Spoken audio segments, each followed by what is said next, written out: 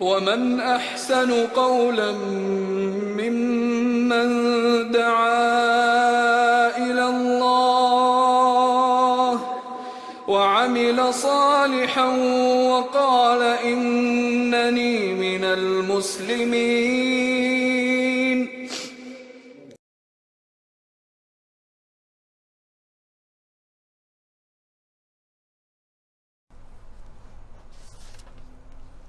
السلام عليكم ورحمة الله وبركاته. إن الحمد لله نحمده ونستعينه ونستغفره ونعوذ بالله من شرور أنفسنا ومن سيئات أعمالنا. من يهده الله فلا مضل له ومن يضلل فلا هادي له، وأشهد أن لا إله إلا الله وحده لا شريك له، وأشهد أن محمدا عبده ورسوله. أما بعد، ikhwah yang dirahmati Allah, bertemu kita dalam daurah membaca kitab Hadis 40 karangan Imam An-Nawawi rahimahullah. Dan tuan-tuan dan puan-puan, malam semalam kita baru memulakan daurah membahaskan kitab ini, dan kita telah pun membahaskan hadis yang pertama. Jadi pada malam ni kita akan bahaskan, kita akan bacakan hadis yang kedua, yang berikutnya. Jadi boleh kita lihat hadis yang kedua daripada kitab Hadis 40 karangan Imam An-Nawawi rahimahullah, berkenaan tentang tingkatan agama Islam. Tingkatan agama Islam. An Umar radhiyallahu anhu قال بينما نحن جلوس عند رسول الله صلى الله عليه وسلم ذات يوم إذ طلع علينا رجل شديد بياض الثياب شديد سواد الشعر لا يرى عليه أثر السفر ولا يعرفه منا أحد حتى جلس إلى النبي صلى الله عليه وسلم فأسند ركبتيه إلى ركبتيه ووضع كفيه على فخذيه وقال يا محمد أخبرني عن الإسلام. فقال رسول الله صلى الله عليه وسلم الإسلام أن تشهد أن لا إله إلا الله وأن محمد رسول الله وتقيم الصلاة وتؤتي الزكاة وتصوم رمضان وتحج البيت إن استطعت إليه سبيلا. قال صدقت. فعجبنا له يسأله ويصدقه. قال فأخبرني عن الإيمان. قال أن تؤمن بالله وملائكته وكتبه ورسله واليوم الآخر وتؤمن بالقدر خيره وشره. قال صدقت. قال فأخبرني عن الإحسان. قال أن تعبد الله كأنك تراه فإن لم تكن تراه فإنه يراك. قال فأخبرني عن الساعة. قال ما المسؤول عنها بأعلم من السائل. قال فأخبرني عن أماراتها. قال أن تلد الأمة ربتها وأن ترى الحفاة العراة العالة رعاء الشاء يتطاولون في البنيان. ثم انطلق فلبثت مليا ثم قال يا عمر أتدري من السائل؟ قلت الله ورسوله أعلم. قال فإنه جبريل أتاكم يعلمكم دينكم. رواه مسلم.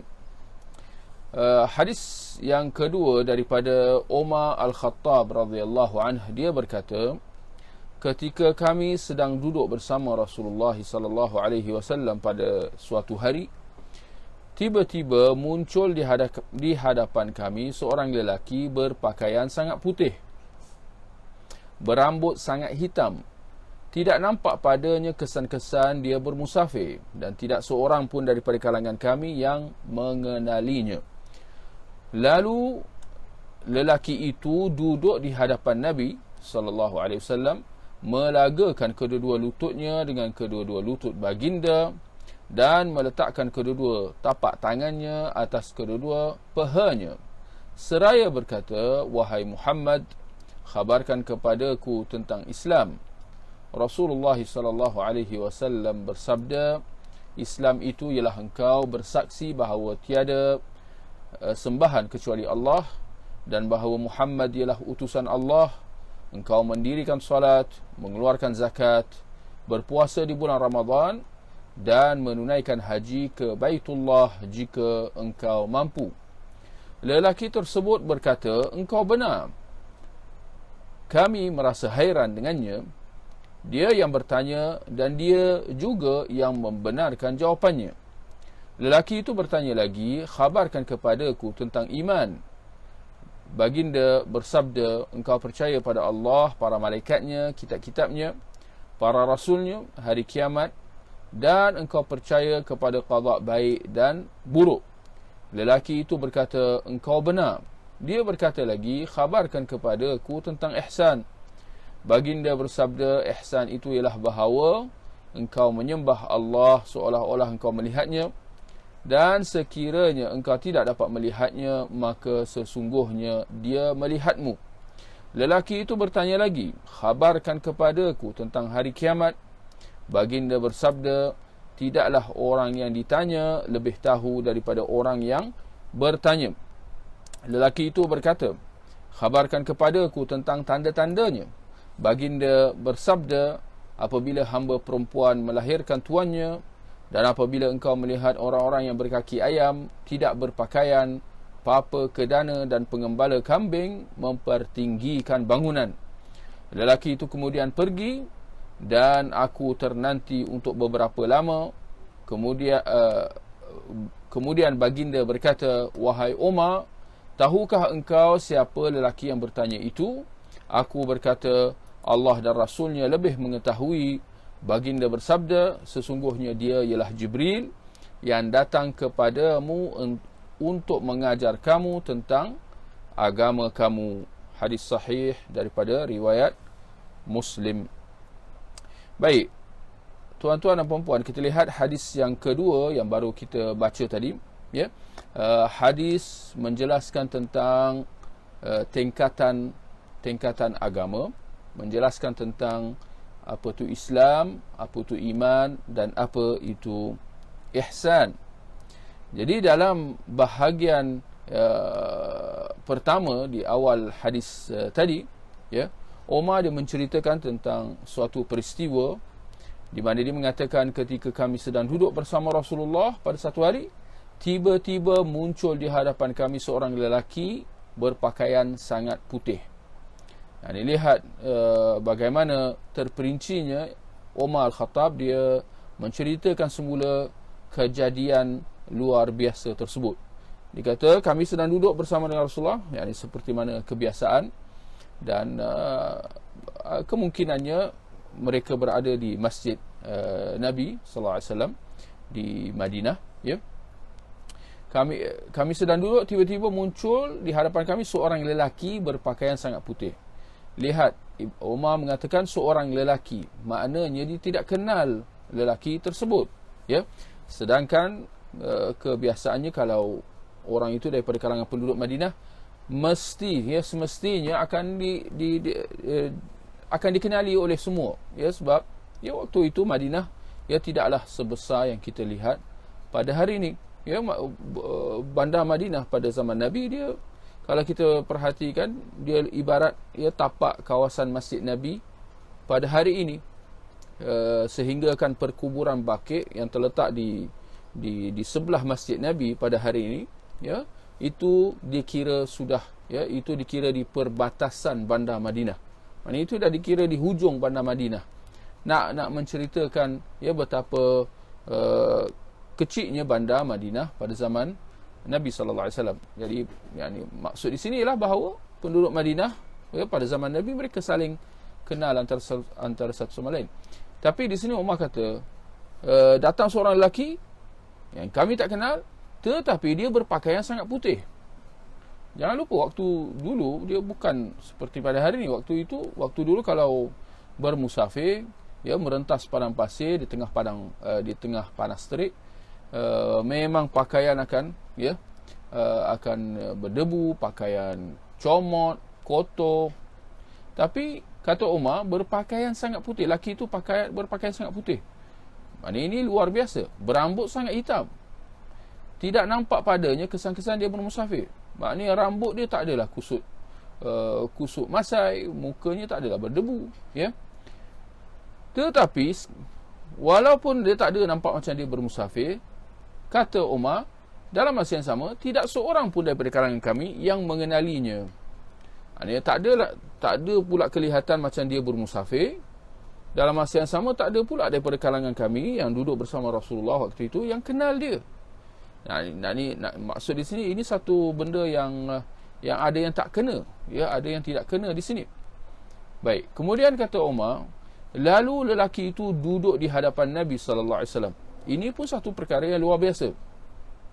Sebab di antara adab para sahabat apabila bersama dengan Rasulullah sallallahu alaihi wasallam secara khasnya, atau apabila mereka menghadiri satu majlis secara amnya, seperti mana yang dituntut dalam sunnah, supaya kita jangan kita bersesak-sesak. Maknanya jangan sampai kita melangkah bahu orang bila masuk majlis, jangan sampai melangkah bahu, seperti mana halnya dalam solat Jumaat ketika mendengar khutbah Jumaat.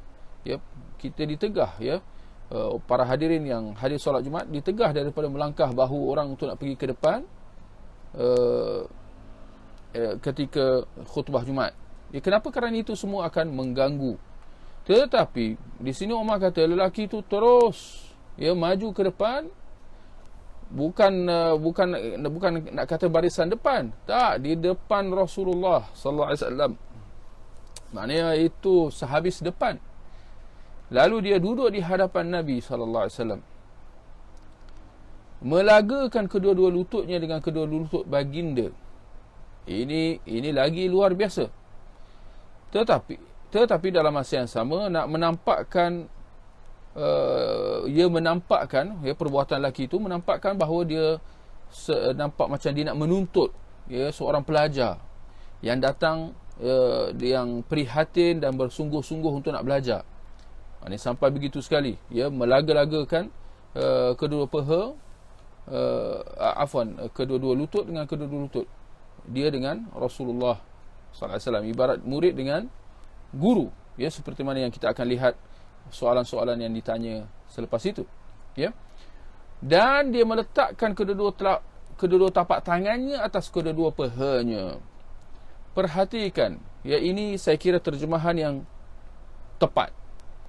Dia meletakkan kedua-dua tapak tangan atas kedua-dua pahanya, ala fakhidhih,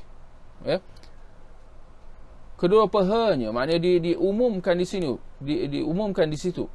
Tidak dapat dikenal pasti sama ada dia meletakkan kedua-dua tapak tangannya atas pahanya, kedua-dua pahanya sendiri, atau adakah dia meletakkan kedua-dua tapak tangannya atas kedua paha Rasulullah sallallahu alaihi wasallam. Kita tak dapat nak menyatakan hal itu secara pasti kerana perkataannya umum di situ. Dan boleh kita kata ada kemungkinan kalau dia meletakkan kedua tapak tangannya atas pahanya, itu ada maksudnya. Dan kalau dia meletakkan kedua tapak tangannya atas kedua paha Rasulullah sallallahu alaihi wasallam, itu pun ada maksudnya yang tersendiri. Cuma kita tak dapat nak kata yang mana satu.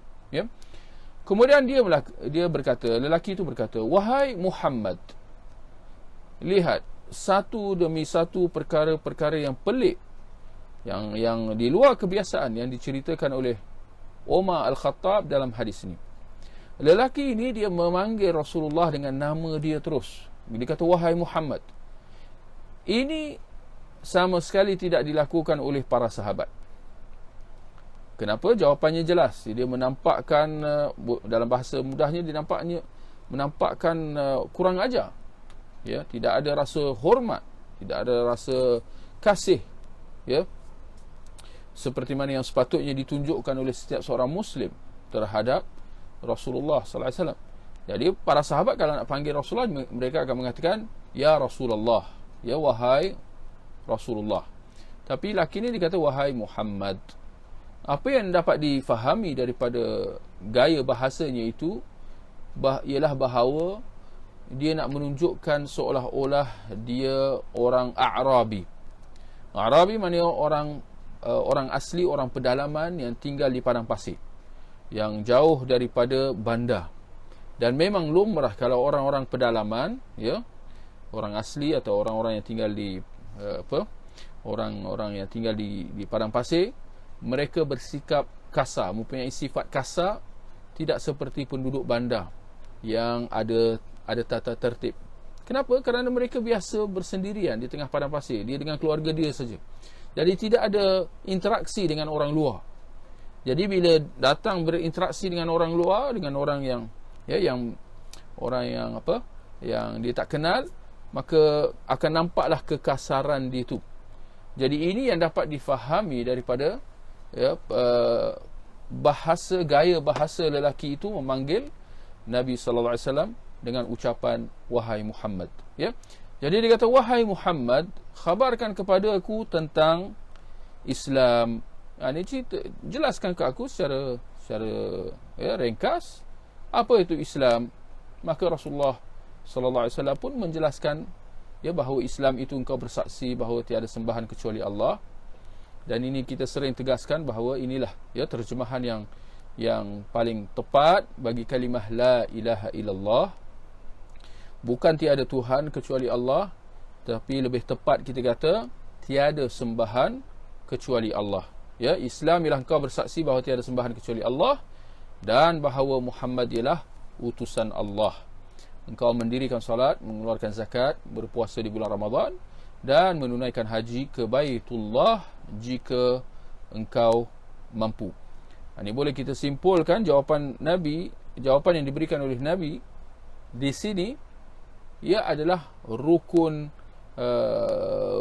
Islam rukun Islam 5 perkara yang kita sedia maklum insya-Allah. Jadi kalau ada yang bertanya dari mana datangnya rukun Islam, bahawa rukun Islam tu 5 perkara, dari mana datang, mana dalilnya, kita kata ini, ya. Hadis ini dikenali sebagai hadis Jibril. Seperti mana di akhir hadis nanti kita akan tahu siapa sebenarnya lelaki yang bertanya soalan-soalan ini kepada Rasulullah sallallahu alaihi wasallam. Jadi dalil tentang rukun Islam itu 5 perkara ialah hadis Jibril yang sedang kita bahaskan. Berdasarkan jawapan yang diberikan oleh Nabi sallallahu alaihi wasallam apabila ditanya oleh lelaki itu tentang apa itu Islam. Dan jawapan Nabi, engkau bersaksi bahawa tiada sembahan kecuali Allah dan bahawa Muhammad ialah utusan Allah, ya. Ini mengucap 2 kalimah syahadah. Ini adalah rukun Islam yang pertama yang kita boleh simpulkan bahawa terangkum padanya tuntutan ikhlas dan ittiba'. Ini daripada kalimah syahadah kita tiada sembahan kecuali Allah, apa implikasinya, apa maksud tersiratnya? Kita kata dia menuntut kepada ikhlas dalam kita beribadah. Bila kita kata tiada sembahan kecuali Allah, maknanya kita hanya boleh sembah Allah semata-mata. Maknanya dalam apa juga ibadah yang kita kerjakan, dia perlu ditujukan kepada Allah semata-mata. Dan itulah maksud ikhlas. Ada pun bahagian kalimah syahadah yang kedua, dan bahawasanya Muhammad ialah utusan Allah. Ini persaksian kita bahawa Rasulullah ialah utusan Allah. Maksud tersiratnya ialah perakuan kita bahawa dalam apa juga ibadah yang kita kerjakan untuk Allah semata-mata, perlulah menepati contoh yang ditunjukkan kepada kita oleh Rasulullah sallallahu alaihi wasallam. Kenapa? Kerana itulah sebenarnya tujuan Allah mengutuskan Rasulnya. Allah mengutuskan Rasulnya untuk apa? Tidak lain dan tidak bukan untuk menjelaskan kepada umat tentang cara untuk mereka beribadah kepada Allah Subhanahu wa ta'ala. Kerana hal itu tak mungkin dapat dicakupi oleh akal. Akal tak akan dapat mengenal pasti cara yang sebenar untuk nak beribadah kepada Allah. Ini kerana dia melibatkan perkara-perkara ghaib, iaitu apa yang diinginkan oleh Allah daripada kita, ya, amalan-amalan yang diinginkan oleh Allah daripada kita untuk kita laksanakan. Kita tak akan dapat tahu kecuali melalui jalan Rasul, ya. Maka itulah dia dua kalimah syahadah mengandungi tuntutan ikhlas dan ittiba'. Ittiba' maknanya mencontohi Rasulullah sallallahu alaihi wasallam dalam segala amal ibadah yang kita kerjakan. Apa juga ibadah yang kita kerjakan perlu menepati cara yang dilakukan sendiri oleh Rasulullah sallallahu alaihi wasallam. Ya. Baik. Ada pun baki rukun Islam yang Nabi nyatakan, mendirikan solat, mengeluarkan zakat, berpuasa di bulan Ramadan dan menunaikan haji ke Baitullah. Baki rukun Islam ini kita akan bahaskan dalam hadis yang berikutnya, kerana ya di situ ada hadis yang Nabi jelaskan, dia hampir sama ya lafaznya dalam hadis yang berikutnya selepas ni, ya. Baik. Selepas Nabi menjelaskan kepada lelaki itu tentang rukun Islam, ya, lelaki itu berkata, engkau benar. Sadaqt, qala sadaqt. Dia tanya, kemudian Nabi jawab. Setelah itu lelaki itu membalas, engkau benar. Engkau benar wahai Rasulullah, engkau benar. Apa jawapan yang kau berikan itu betul. Maka Umar kata, kami merasa hairan dengannya, dia yang bertanya dan dia juga yang membenarkan jawapan. Ya, kerana ini memang pelik.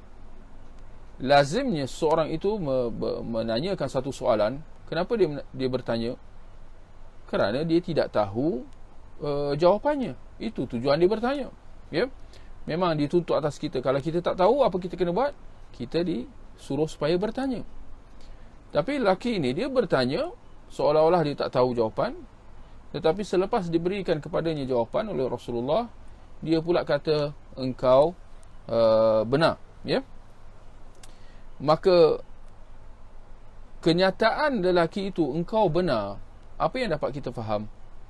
Apa yang dapat kita faham ialah bahawa lelaki itu sebenarnya dia tahu jawapan. Kerana itu dia kata, kerana itu dia membenarkan jawapan yang diberikan oleh Rasulullah sallallahu alaihi wasallam. Ini ada isyarat bahawa dia sebenarnya dia tahu jawapan tu, ya, berdasarkan kenyataan dia membenarkan jawapan Rasulullah sallallahu alaihi wasallam, ya. Sekalipun demikian, para ulama dalam perbahasan mereka tentang adab guru dengan murid, ya, antara adab-adab yang seeloknya ada pada seorang murid ialah sekiranya si guru menyatakan sesuatu perkara, ya, kepada si murid, maka sebaiknya murid itu menzahirkan seolah-olah dia tidak mengetahui tentangnya kecuali selepas dinyatakan oleh si guru. Murid tu sebaiknya menzahirkan seolah-olah ini pertama kali dia dengar, ya? Dan tujuannya jelas, supaya menimbulkan rasa gembira pada si guru.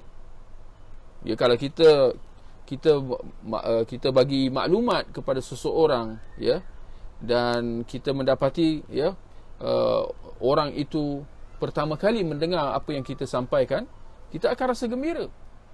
Berbanding kalau kita bagi satu maklumat, kemudian ternyata bahawa orang itu sudah pun mengetahui apa yang kita katakan itu, apa agaknya perasaan kita?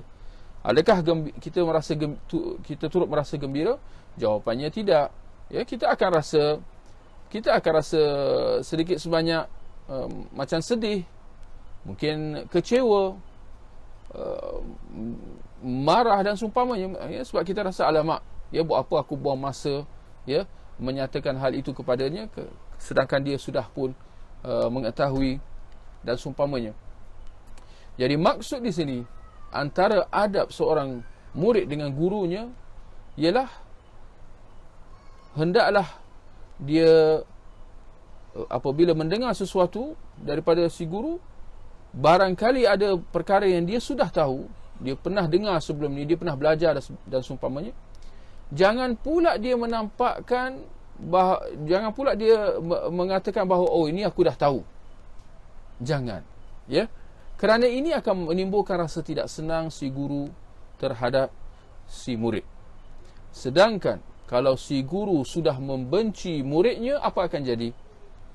Kalau seorang guru tu dah benci kat kita, dah benci kat si murid, apa agaknya kesudahan kepada si murid itu? Kita akan kata dia akan terlepas banyak manfaat daripada si guru. Mana taknya kerana guru sudah merasa tidak senang dengan si murid tadi tu.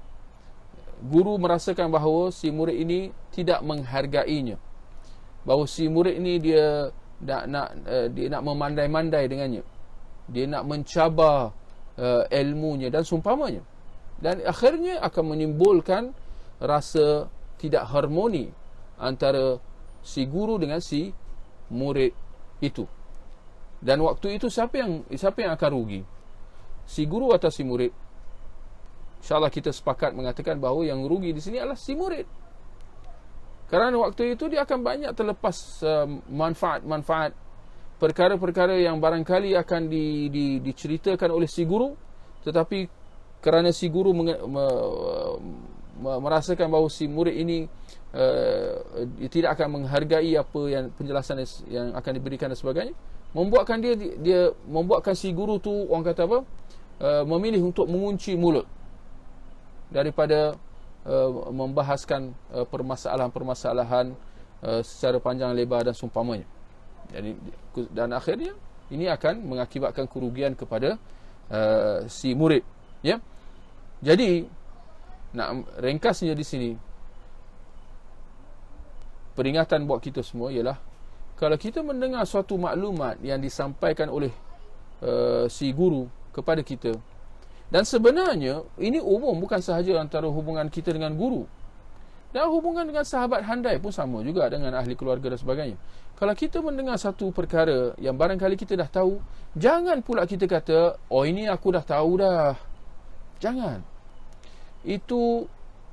Ini sedikit sebanyak menampakkan keangkuhan, sedikit sebanyak menampakkan kita kurang menghargai, ya, orang di hadapan kita dan seumpamanya. Ini aku dah tahu, ini dah pernah dengar dah ni, dan sumpah. Perkataan-perkataan yang seperti itu, ya, elakkan.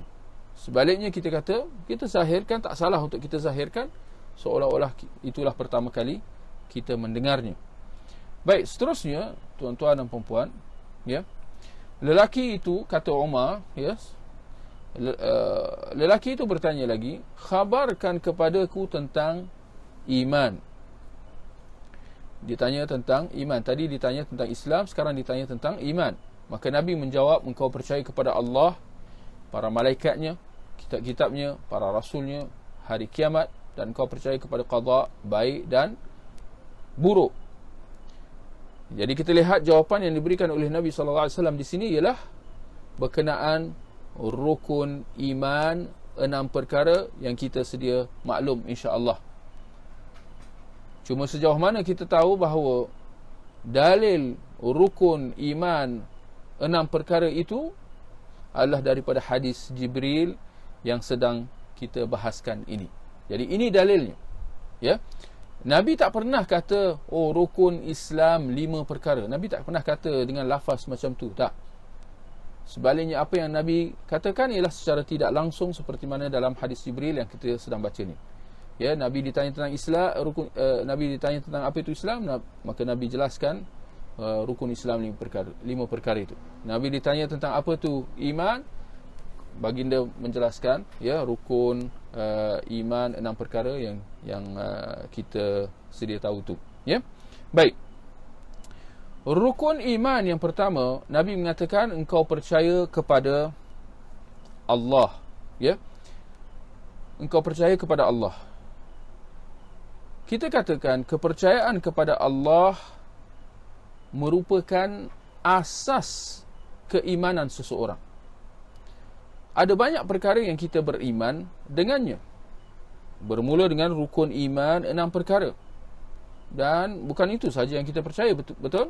Ada banyak lagi perkara-perkara ghaib yang tak dapat dicerap dengan panca indera, yang kita turut beriman dengannya berdasarkan nas Al-Quran dan hadis. Tapi kita nak katakan di sini bahawa percaya kepada Allah merupakan asas keimanan kita.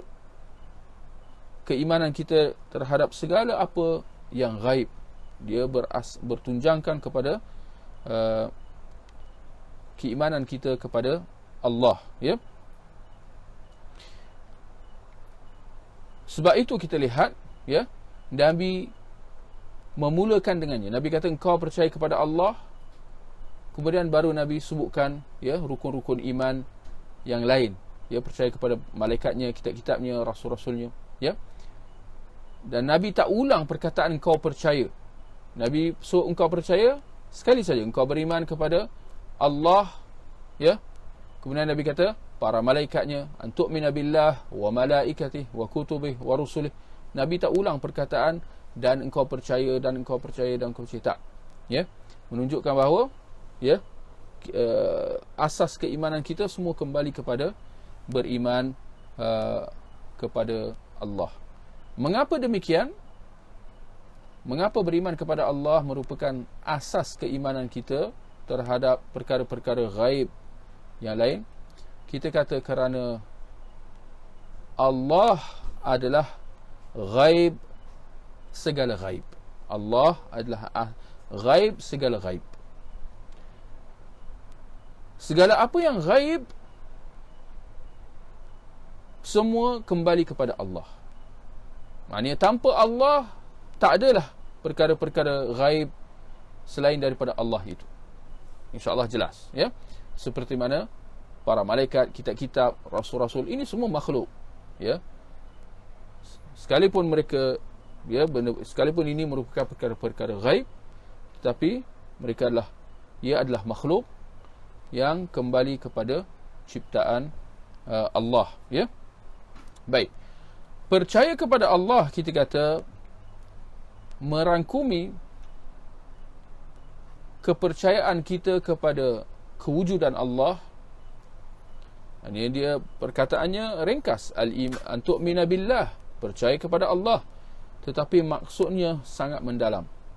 Percaya kepada Allah merangkumi erti percaya kepada kewujudannya, percaya kepada rububiyah Allah, ketuhanan Allah, percaya kepada keesaan Allah dalam hal-hal ibadah, di samping percaya kepada nama-nama dan sifat-sifat Allah. Bahawasanya Allah memiliki sifat-sifat kesempurnaan yang sejajar dengan kebesaran dan keagungannya, dan bahawasanya Allah bebas daripada apa juga sifat-sifat kecacatan dan kekurangan. Maka kita kata percaya kepada Allah bererti kita wajib beriman dengan keesaan Allah dalam ketuhanannya. Kita wajib beriman dengan keesaan Allah dalam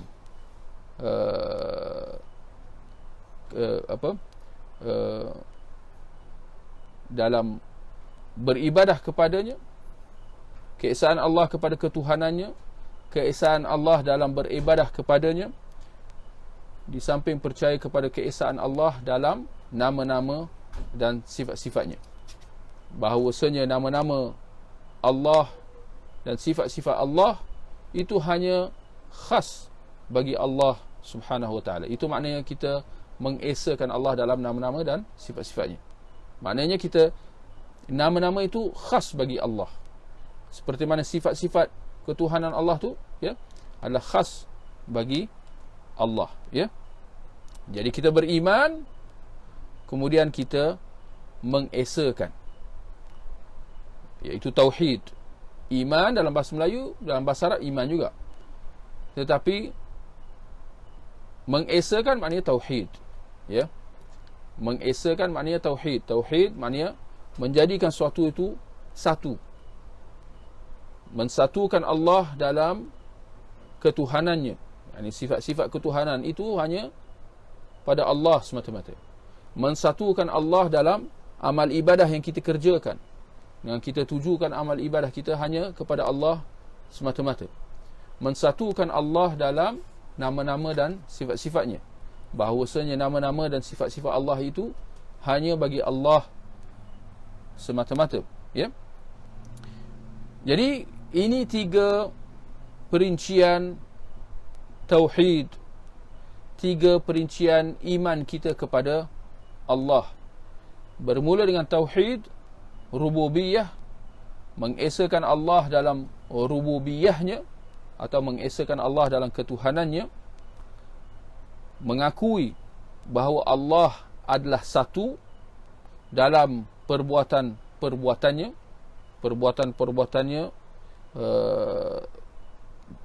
dalam ketuhanannya, ya.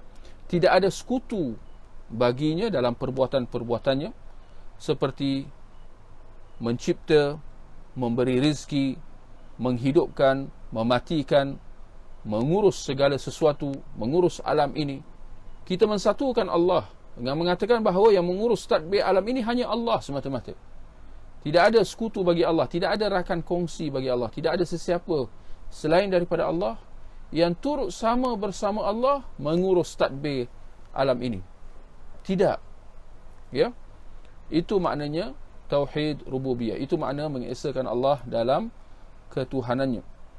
Kita juga mengesakan Allah dalam hal-hal yang berlaku di alam semesta, bahawa semuanya dengan ketetapan dan izin Allah.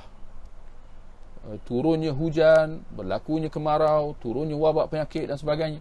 Kita kata ini semua dengan ketetapan dan izin Allah. Tidak ada apa-apa yang boleh memaksa atas Allah untuk melakukan sesuatu dalam alam semesta ini.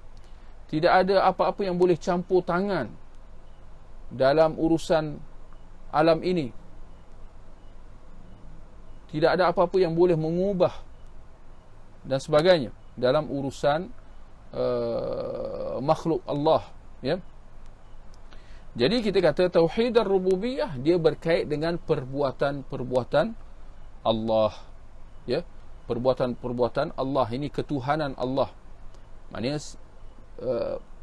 apa yang Allah lakukan itu, ini semua adalah khas bagi Allah Subhanahu wa ta'ala. Seperti mana contoh-contoh yang kita berikan tadi, menghidupkan, mematikan, memberi rezeki, ya, mengurus tadbir, ya, dan sebagainya. Ini semua kerja-kerja Allah semata-mata. Tidak ada sesiapa yang boleh campur tangan, tidak ada siapa yang boleh yang menjadi rakan kongsi dengan Allah dalam hal-hal tersebut. Ini maksudnya mengesakan Allah dalam rububiyah atau dalam ketuhanannya. Baik, itu jenis tauhid yang pertama. Jenis tauhid yang kedua yang juga terangkum dalam erti beriman kepada Allah ialah kita mengesakan Allah dalam sembahan. Dan kalau kita lihat, berbeza dengan tauhid rububiyah yang berkait dengan perbuatan Allah, tauhid uluhiyah berkait dengan perbuatan makhluk. Tauhid uluhiyah berkait dengan perbuatan makhluk, iaitu perbuatan kita mengesakan Allah dalam amal ibadah yang kita kerjakan. Di mana apa juga amal ibadah yang kita kerjakan itu kita khususkan bagi Allah semata-mata. Seperti apa? Seperti doa, takut, ya, takut di alam ghaib, berharap kepada di alam ghaib, bertawakal, berserah, memohon pertolongan, memohon perlindungan, memohon pertolongan ketika dalam keadaan cemas, iaitu istighathah.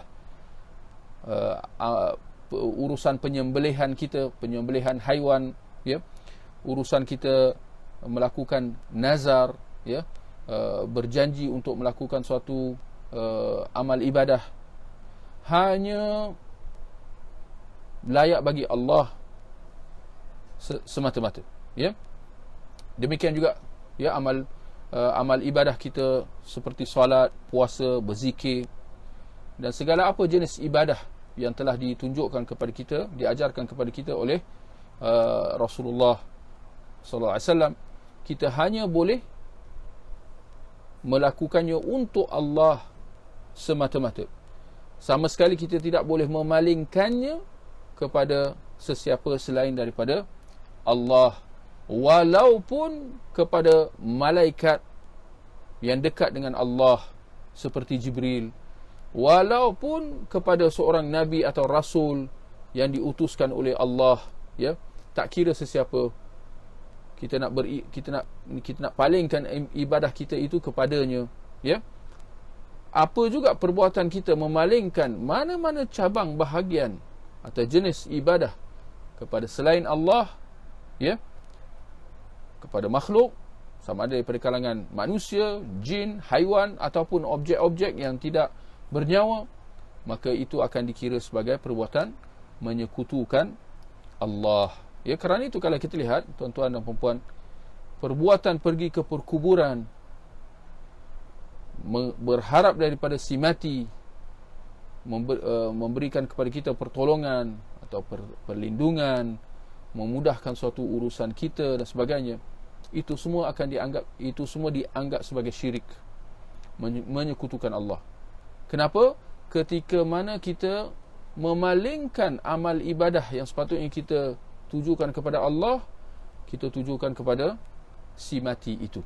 Kita bergantung, kita berharap kepadanya, sedangkan dia sudah mati. Ini berbeza kalau beza antara kita meminta tolong dengan orang yang hidup dengan orang yang mati. Kalau orang yang hidup pun kita lihat juga, kita kalau kita nak minta tolong orang dalam urusan dunia kita dengan orang yang hidup, kita akan minta benda-benda yang dia boleh buat, ya, angkat ini, angkat itu, pergi sana, pergi sini dan sebagainya, benda yang dia boleh buat. Tetapi bagaimana dengan orang yang sudah mati? Kita memohon, kita meminta pertolongan daripadanya.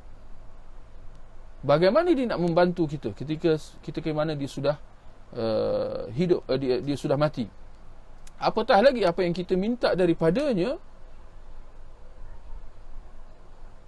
di luar daripada keupayaan dan kekuasaannya. Dalam masa yang sama, Allah telah memerintahkan atas kita supaya kita memohon terus daripadanya.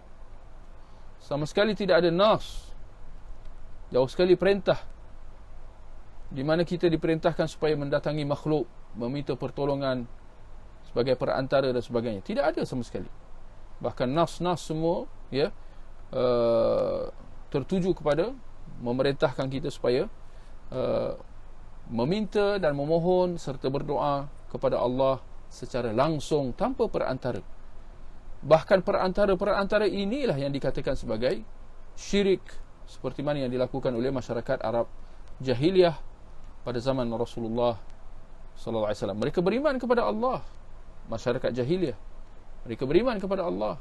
Tinggal lagi kenapa diadakan berhala-berhala itu? Tidak lain dan tidak bukan kerana menganggapnya sebagai perantara antara mereka dengan Allah, ya, tetapi itu tetap dianggap sebagai syirik, ya, oleh Allah Subhanahu wa taala. Baik.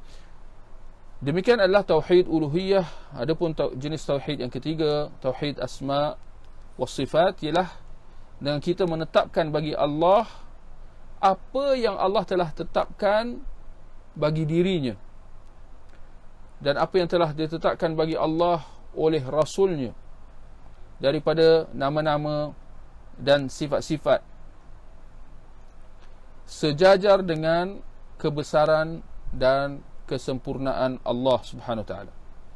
Kita tetapkan apa yang Allah dan Rasulnya telah tetapkan bagi Allah daripada nama-nama dan sifat-sifat Allah tersebut. Kita beriman dan kita tetapkan, kita meyakini Allah dengan nama-nama dan sifat-sifat yang dia telah sendiri ceritakan tentang dirinya atau yang telah diceritakan kepada kita oleh Rasulnya, tanpa kita mempersoalkan bagaimana, tanpa takyif, mempersoalkan bagaimana sifat atau nama tersebut, dan tanpa tamthil, tanpa kita menyerupakan nama atau sifat Allah itu dengan makhluknya, dan tanpa kita selewengkan erti maksud nama atau sifat Allah tersebut, dan tanpa kita membatalkannya, ya.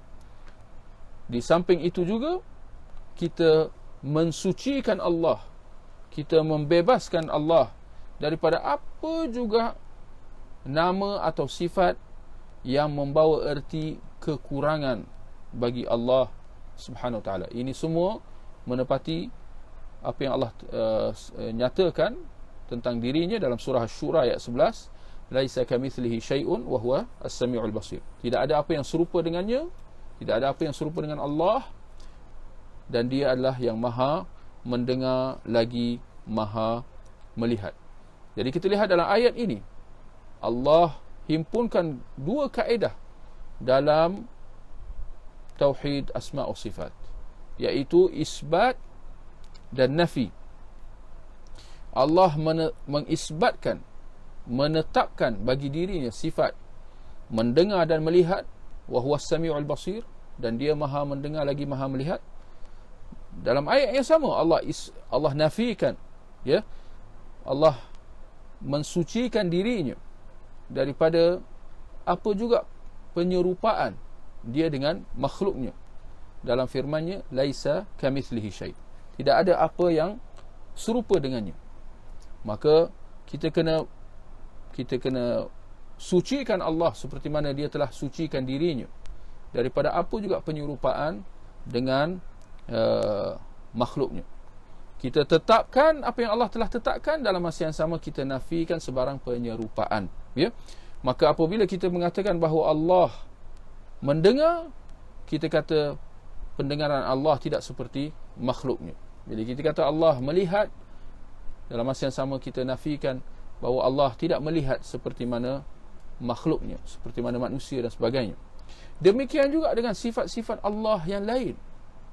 Kita tetapkan, dan dalam masa yang sama kita nafikan sebarang penyerupaan dengan makhluknya, ya. Baik ikhwah, tuan-tuan dan puan-puan, saya ingat kita boleh berhenti di situ dahulu, ya. Dan insya-Allah dalam kuliah yang akan datang kita sambung lagi perbahasan tentang hadis Jibril ini. Dia sedikit panjang, ya, jadi kalau nak bacakan sampai habis memang mungkin agak tak sempat lah, ya. Jadi kita berhenti pada beriman kepada Allah, ya, rukun iman yang pertama yang kita baru bahaskan tadi. Dan insya-Allah dalam kuliah yang akan datang kita sambung lagi, ya, perbahasan tentang rukun iman yang kedua dan seterusnya sehinggalah ke akhir hadis Jibril yang menarik ini, insya-Allah, ya. Di hadisnya menarik, ya. Baik, jadi insya-Allah di dalam kesempatan yang akan datang, ya, kita bertemu lagi insya-Allah. Kita akhiri dengan tasbih kafarah, subhanakallahumma wa bihamdik, asyhadu an la ilaha illa anta, astaghfiruka wa atubu ilaik. Sallallahu ala nabiyina Muhammad wa ala alihi wa sahbihi ajma'in. Wassalamu alaikum warahmatullahi wabarakatuh.